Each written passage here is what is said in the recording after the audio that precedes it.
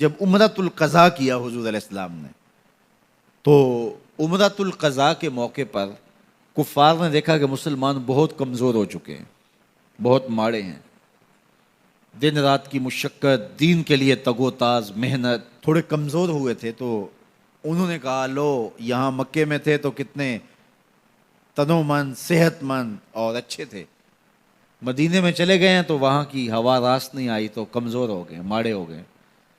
تو حضور علیہ السلام نے صحابہ کو آج جب طواف کرو نا تو پہلے 3 چکر رمل کے طور پہ جو ہے وہ کندھے اچکا کے، جس اکھاڑے میں پہلوان نہیں چلتا چھوٹے چھوٹے قدم بڑھتے ہوئے، کہا پہلے 3 چکر یوں لگاؤ تاکہ ان کو بتاؤ کہ ہم ماڑے نہیں، ہم تگڑے ہیں۔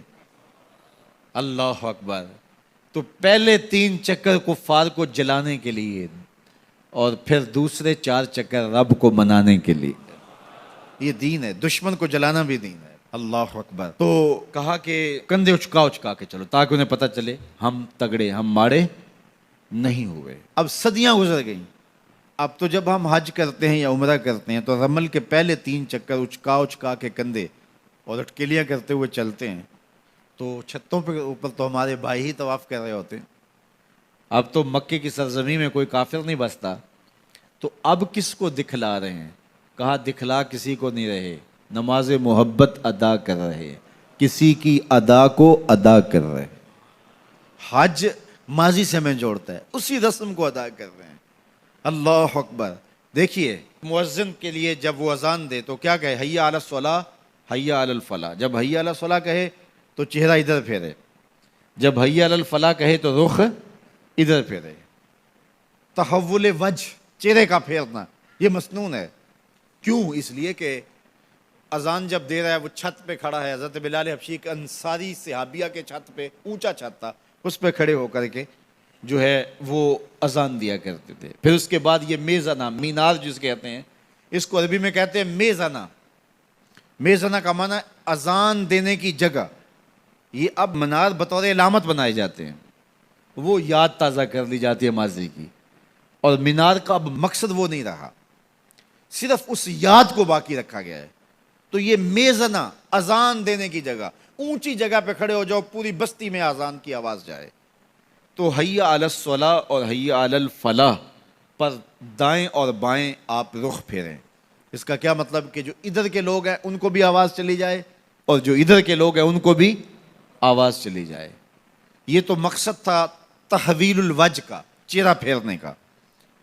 اور آج جب لاؤڈ سپیکر کے سامنے ہم کھڑے ہو کے اذان دیتے ہیں تو اگر دوسری جانب چہرہ پھیریں گے تو مائک سے تھوڑا سا منہ ہٹ جائے گا، آواز تھوڑی سی کم ہو جائے گی۔ تو اب تو بظاہر منہ سیدھا رکھ کے جو ہے وہ آواز دینے میں اور حی علی الصلاۃ، حی علی الفلاح پڑھنے میں فائدہ ہے، لیکن اس کے باوجود بھی آپ مائکروفون کے سامنے کھڑے ہیں، اذان دے رہے ہیں، پھر بھی رخ پھیریں گے۔ یار ادھر والوں کو پہنچانا آواز تو آپ کا مقصود نہیں، وہ تو یہاں زیادہ جاتی ہے۔ کہا کہ ہم تو یار کی ادا کو ادا کر رہے ہیں۔ تو ماضی سے ہمیں جوڑتا ہے حج، پورا حج دیکھ لیجئے۔ یہ چاہے زمزم پہ آنا، یہ صفا مروہ کی دوڑیں، یہ ملتزم سے لپٹنا، یہ مقام ابراہیم پہ آنا، یہ حجر اسود کو چومنا۔ یار انسان ہو کے پتھر کو چوم رہا ہے۔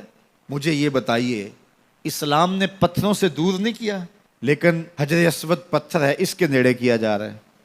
مقام ابراہیم پتھر ہے، اس کے نیڑے کیا جا رہا ہے۔ کہ ابراہیم علیہ السلام جہاں کھڑے ہوئے ہیں اس جگہ کو مصلی بنا لو، جائے نماز بنا لو۔ مالک تو پتھروں سے دور ہٹاتا ہے اور یہاں سر جھکانے کے لیے کہتا ہے۔